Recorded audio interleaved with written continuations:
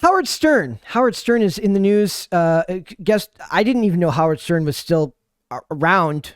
Apparently, We're about to say alive for some reason. But Howard Stern blasts Johnny Depp in scathing rant.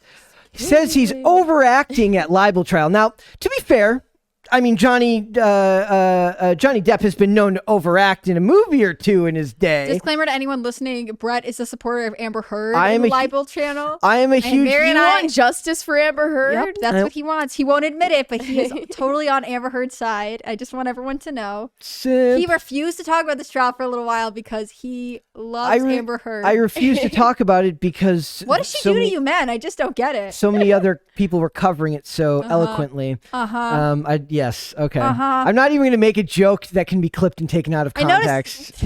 Did you guys already talk about the Milani color? Oh, yeah. Okay, good. Yep. We covered. See, I covered. I gotta make sure because as you know, I totally believe you're 100% on Amber Heard's side. Howard Stern thinks Johnny Depp is a huge narcissist for televising his defamation trial against Amber Heard. Does he have a say in whether it's televised or not? Yeah, I don't think they can request, like, it's usually up to the judge. So like they could say like we're open to it being televised. I don't know that they can be like we want it on TV, but it would come down to the judge to be like I don't want the media in our courtroom, and this judge clearly thought it would be okay. So I like the idea that the judge is just a huge Depp fan and like has like Pirates of the Caribbean memorabilia. I feel like office. the judge is like, okay, this is my chance to become the next Judge Judy. I'm gonna televise this one. I'll have some good quips, and then I'll land a TV show. It's like when people go on to reality dating TV shows to then like become an influencer. Yep. So it says Howard Stern has condemned Johnny Depp's behavior during his ongoing defamation trial, calling him, quote, a huge narcissist. Depp has sued ex-wife Amber Heard for $50 million. We know all this. He says popular radio host Howard Stern recently slammed Depp for televising the trial and trying to charm the pants off America.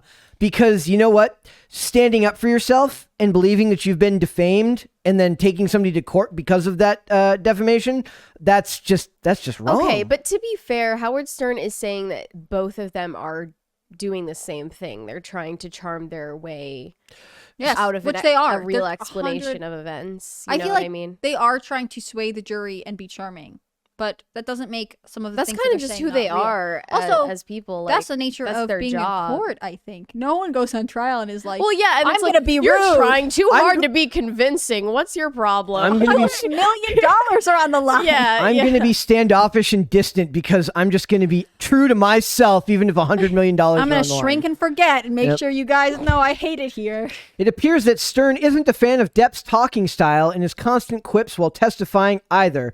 Quote, and I'll play you some of the clips from Johnny Depp's trial. Stern told co-host Robin Quivers, if he isn't acting, I mean, he's so overacting because he's writing his own material as he goes along.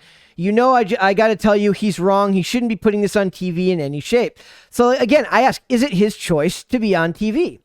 It says the reason he wanted it televised because that's what narcissists do. They think they can talk their way out of anything. I think Johnny Depp is a huge narcissist, and by that I mean, what I mean by that is he figured I'll put this on TV, and because I'm so persuasive and because I'm so smart, I'm such a wonderful guy.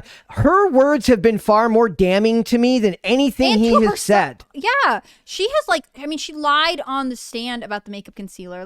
It's wild. She is hurting herself so badly. I would say that if I were Johnny Depp, everything that happened with his divorce was settled away out of public eye, and she really spun the narrative. As we know, he lost a lot of contracts. He was taken out of movies. Like, he was really hurt when things were done secretly. So I would understand and sympathize with, hey, we're doing it again, so I want everyone to see what's going on. This isn't about the money to him. This is about clearing his name. It has nothing to do with the money. He wanted to protect his children. He didn't want his high school age children going through school with people being like, oh yeah, your dad's a crazy abuser, right? I do want to point out, I saw this thing recently that was like all the brands that left Johnny Depp behind. Dior is the only one that stood by him. So if you have to buy someone a luxury gift, I recommend Dior right now. We'll Perfect. keep that in mind. Yeah. I- I don't endorse everything they do. I'm sure someone's going to be like, well, did you know? Did you know that Dior has Did you slaves? forget that Dior did this thing? I don't know, but I like that one thing they did.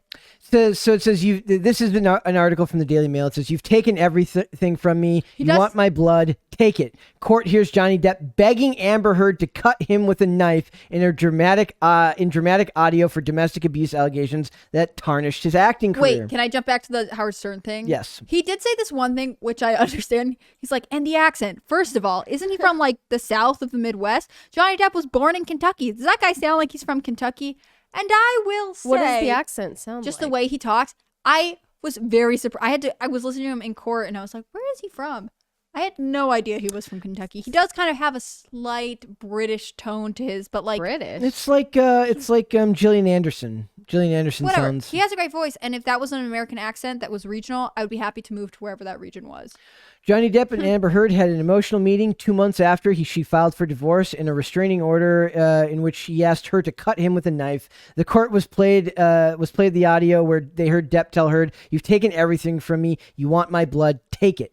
Depp told the court that he told her to cut him because his blood was the only thing she didn't have.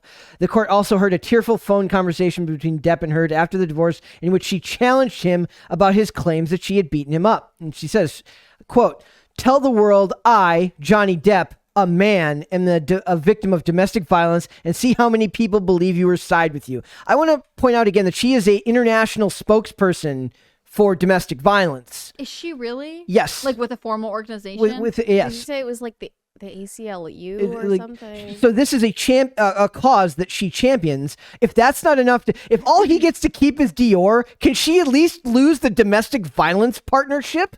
Would be when it's proof that at the very least she committed it. Maybe he did too, but she definitely did abuse him.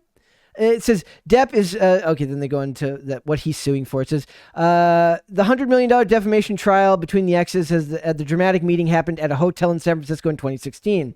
By the point, Depp's reputation has been shredded by Heard's claims, and that's the thing. To me, it's like all she had to do was write an article. So I don't blame him for wanting to put this on TV. And I also think it's funny hearing hearing Stern talk about this, because all I had to do was find this old article that I had seen a while ago. And this is from April of last year, and it says 13 Howard Stern moments that weren't okay when they happened and aren't okay now. And there was a very specific one that I thought was, when he spoke to Rose McGowan about her breakup with Marilyn Manson and then twisted her words and talked shit to her to Marilyn Manson. When he asked Sarah Michelle Gellar how hairy her nether regions were. So he was always a provocative. Can you not use the anatomically correct word for that on YouTube? I have no idea. When he pushed That's just biology, to be fair. When he pushed Scott Weiland of Stone Temple Pilots to describe the sexual abuse he experienced as a teenager. When he objectified the shit out of Heather Locklear and constantly talked about having sex with her. What was funny about these articles, they talk about how he was like, he kind of gave the stereotypical apologies, like, I used to be very provocative and I'm just trying to do better. He literally used like I'm going to do better. Was he trying to learn and grow? He was trying to learn. He didn't want to shrink and forget. He wanted to learn and grow. When he body shamed Anna Nicole Smith. So these people, it's always glass stones. It's always glass houses with I think stones. he just wants Glass Amber Heard. stones. That's even better. But I just realized that this knife that he was talking about in the recording was a gift from Heard, and the inscription on it, I didn't read that before. It says, What does it say? It says "Until Death" in Spanish. Oh man, these people are crazy. And then XO Slim, which was her nickname that he gave her. I had a knife in my pocket. I took the knife out and said, "Here, cut me." See, when I first read this, I thought they were framing it as like, but he said these words. This was his own testimony to her, to the courtroom. It says, "Everything had been taken from me. My childhood couldn't escape the fact that all this had gone down." Asked why he was threatening to hurt himself, Depp said, "I thought Miss Heard had brought me to San Francisco. It was clear under false pretenses. I don't know what she was after. I had a knife in my pocket. I took the knife out and said, 'Here, cut me.'" Recounting the conversation, Depp said, "This is what you want to do. You've taken everything from me. You want my blood? Take it." Like, this is like, I can literally picture this scene in a movie, which is sad. Like, you can picture them acting this scene out. It's very dramatic. We were speculating who was the person recording it, and I bet that it was Amber Heard because she was trying to secretly do recording her. a lot. Yeah, she was recording other things, but she also was like acting way more like stoic, and I don't think that he would want to be portrayed in that light. Yeah. But now that he has to answer for it, and it does make sense. Yep. So is this one of those things where we're going to talk in a little bit about something that happened between Black China and Rob Kardashian again, because Kris Jenner. Is toxic femininity a thing? Does this exist? Because there was that meme recently. It's a picture of Amber Heard. It's a picture of Jada Pinkett Smith. Is this a thing that society needs to have more conversations about? What would you define toxic femininity? I don't even want to go into try. I don't know how to describe it. A female's unique ability to, I guess, men have strength, women have more a tendency towards emotional and psychological weaponry in conversations. I've heard with men. toxic femininity described in a couple different ways, and I just don't know if we've come to a collective definition. If we have, somebody let me know. Yep. I've heard it described by feminists as like what trad girls who want to homeschool their kids and be married and prioritize modesty and whatever else. Like I've heard that described as toxic femininity, like being a pick-me or something. kind of. Or I think this concept of like, can women be the perpetrators of domestic violence, and what does domestic violence look like if it's beyond the physical, is something I think I've talked about pretty frequently on the show. Like, is very new but is real and more prevalent now with the internet being as big of a part of our lives as it is that you're more social media is designed for psychological abuse. Yeah. Whereas men excel at physical abuse in a physical sense. And it's much easier to understand physical abuse. If I walked into work with a black eye and said someone I'm dating did this to me, all of us would probably have the same reaction, right? But if a girl says... But if you said your girlfriend had been telling you for weeks that she just didn't think that you were able to accomplish anything, and she questioned your ability to, take care of yourself, and she said that really you were probably a mistake, like all that kind of stuff, that's terrible and would have really intense effects, especially if it goes on and on and on and on. In some ways, this description of the knife moment with Johnny Depp and Amber Heard is so scary because she could be like, it just happened out of nowhere. He flew off the handle. But we have to look at it as like, does she conduct herself in a way that eggs on intentionally, or maybe that's kind of the knowingly gain there's a dynamic that I thought was happening between Kim and Kanye, because she seems to be so obsessed with being the stoic, put together, cold, composed, calculated one, and that almost makes him feel even crazier. I don't think personally that I think that she has always been like forward facing, professional face. Like I think that was before she met him. That was like sort of part of her launching pad. I think that Kim and Kanye are very different personalities, and he has always been, even before they were dating, much more off the cuff, much more explosive, much more provocative than she is. And I think that like they, as far as I can tell, are a clash of personalities. Do you mind if I bring up the Black China thing now? We're going to talk about it in Podluck. Okay.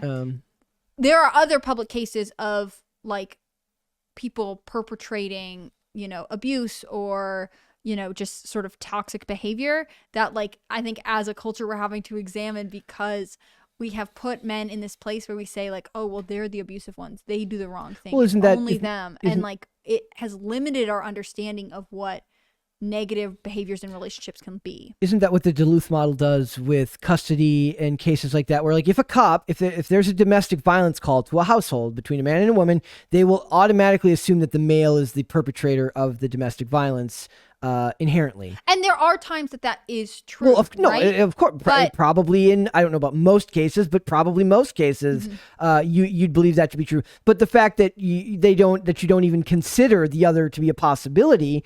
I mean, everybody loves videos of like, and everybody, I mean, the internet loves to watch videos of like women like freaking out on their boyfriends in public, and then the guy can't do anything because she's like hitting him or she's pushing him, and the guy's like, he's humiliated. He doesn't know what to do in that situation.